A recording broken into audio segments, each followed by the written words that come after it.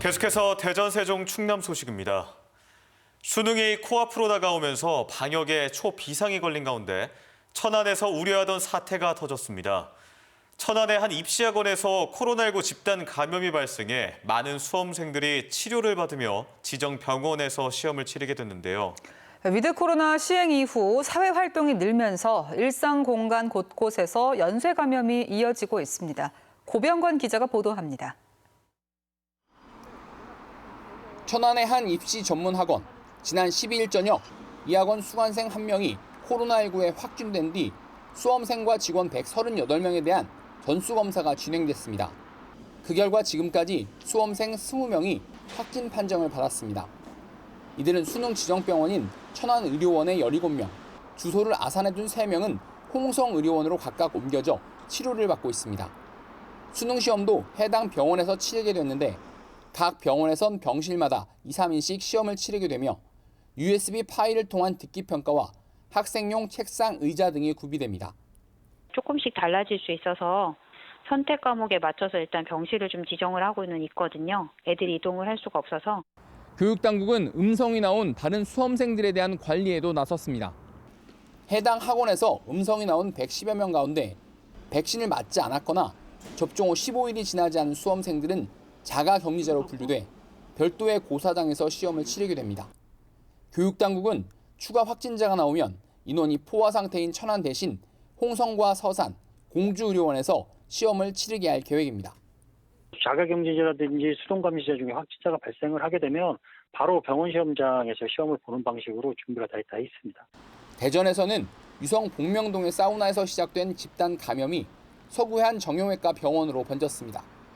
확진자가 입원한 병원의 같은 병실에 입원한 환자와 병원 종사자 등으로 연쇄 감염이 일어난 건데 방역당국은 입원 환자들을 옮기고 환자와 병원 관계자에 대한 전수검사에 들어갔습니다. 위드 코로나 이후 소규모 집단 감염이 잇따르고 또 그로 인한 연쇄 감염이 시작되면서 코로나19 확산세가 좀처럼 꺾이지 않고 있습니다.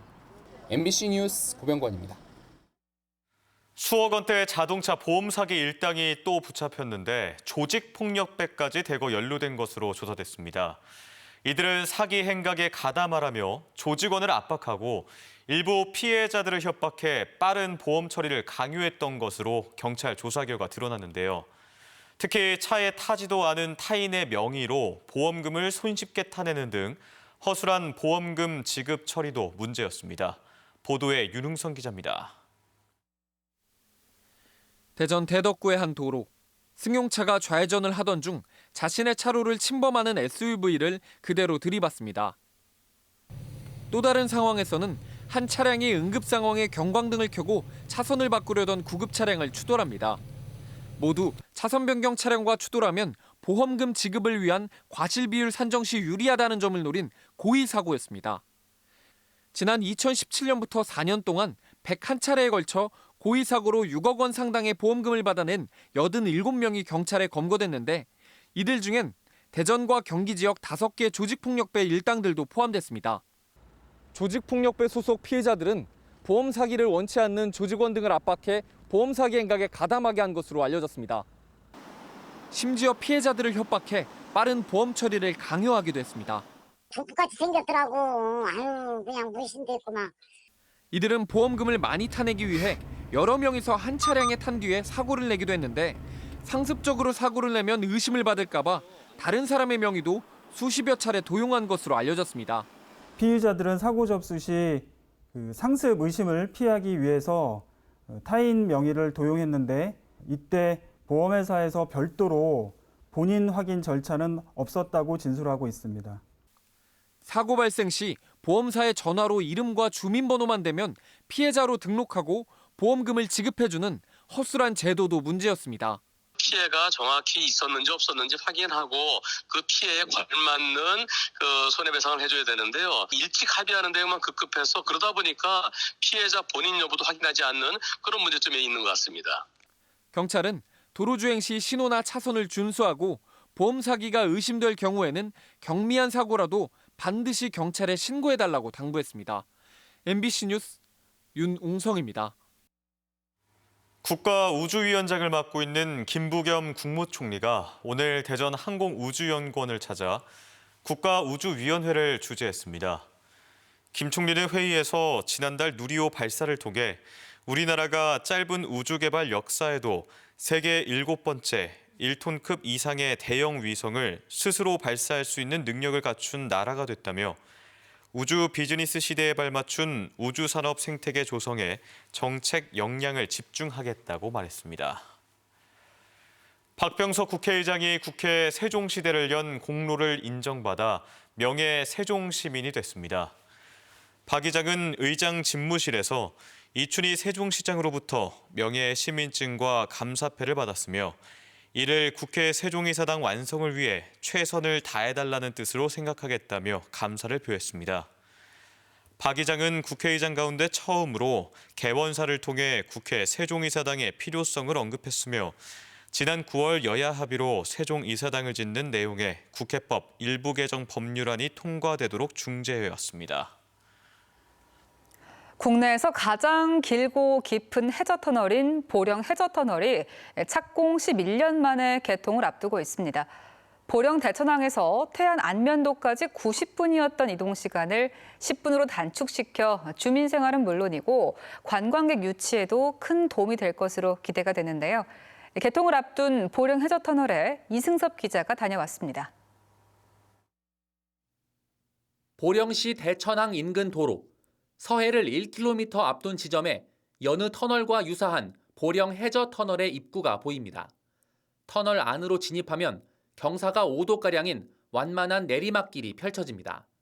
상하행선은 각각 2차로로 분리됐는데 화재와 같은 비상 상황에 사람과 차량이 대피하도록 연결 통로 31개가 설치됐습니다. 이곳은 해수면에서 80m 아래에 위치한 곳입니다. 해저 터널에서 가장 낮은 지점인데요. 워낙 깊이가 깊다 보니 계절과 상관없이 18도 안팎의 온도를 유지하고 있습니다. 보령 해저 터널은 국내 해저 터널 가운데 처음으로 지상에서 산을 뚫듯이 해저 지형을 발파해 굴착하는 공법으로 만들어졌습니다.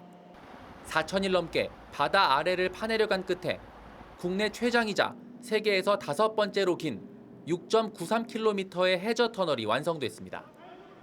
저희가 굴착하는 단계에서 아무래도 바닷물에 대한 유입수입니다. 그 차수하는 데 어려움이 상당히 컸던 부분이 되겠습니다. 보령 해저 터널이 개통되면 2년 전에 세워진 원산 안면대교와 연결돼 보령 대천항에서 태안 안면도까지 이동 거리는 95km에서 14km, 시간은 90분에서 10분으로 줄어듭니다.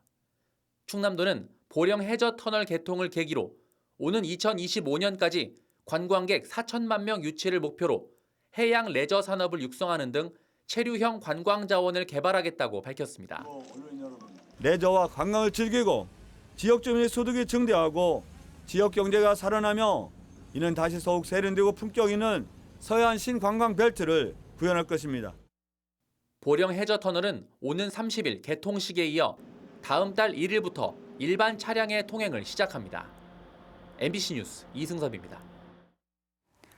국회 세종시당 건립 등 변화한 여건을 반영해 행정중심 복합도시 건설 기본계획과 개발계획 변경이 추진됩니다.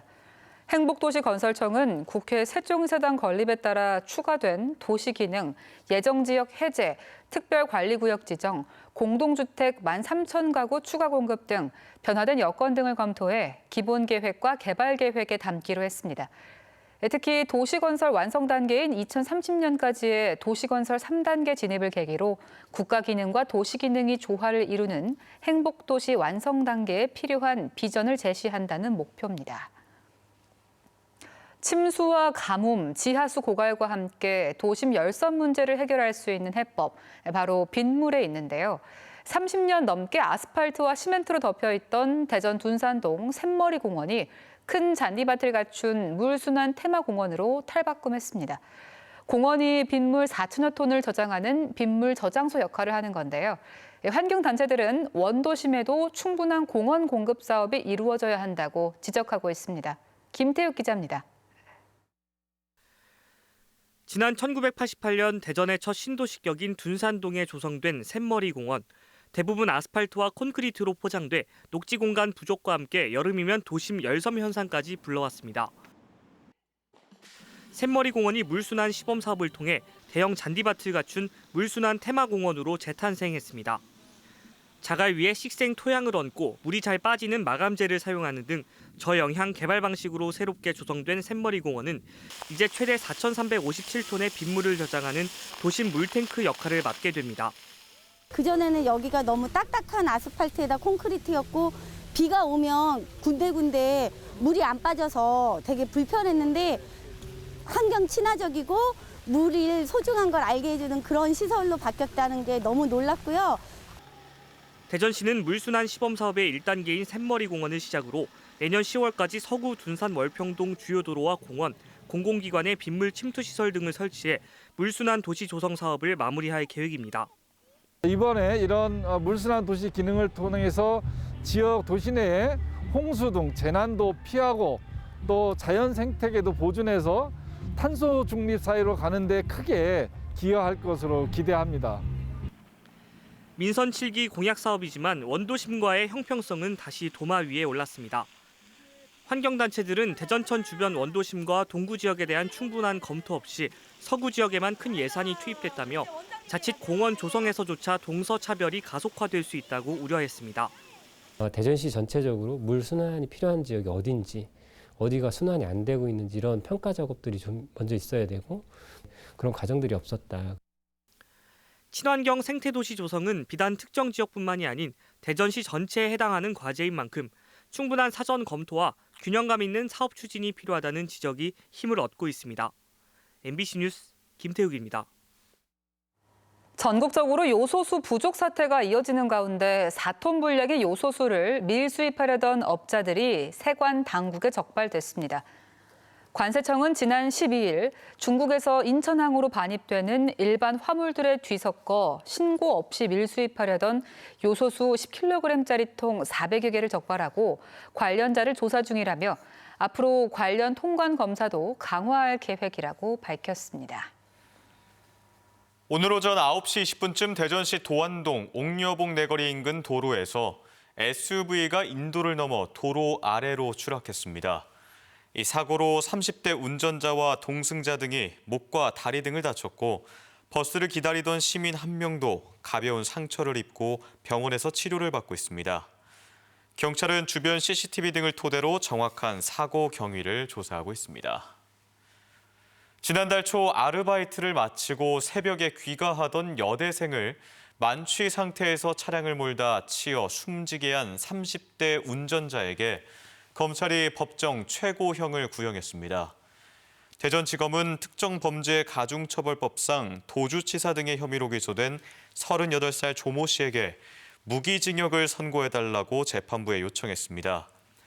검찰은 피고인이 신호 위반을 해 횡단보도를 걷고 있던 피해자를 들이받았고 사고 후 조치 없이 도망친 경위 등을 고려해 이 같은 판단을 내린 것으로 알려졌으며 피고인에 대한 엄벌을 촉구하는 탄원서도 잇따라 재판부에 접수된 상태입니다.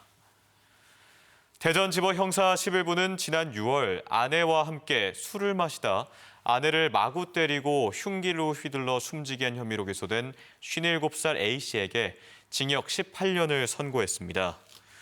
검찰 조사에서 A씨는 술에 취해 흉기를 휘두른 기억이 없다고 진술한 것으로 알려졌지만 재판부는 상처 등을 볼 때 피해자가 방어하기 위해 몸부림쳤던 것으로 보인다고 밝혔습니다. 대전, 세종, 충남 소식이었습니다. 여러분 고맙습니다.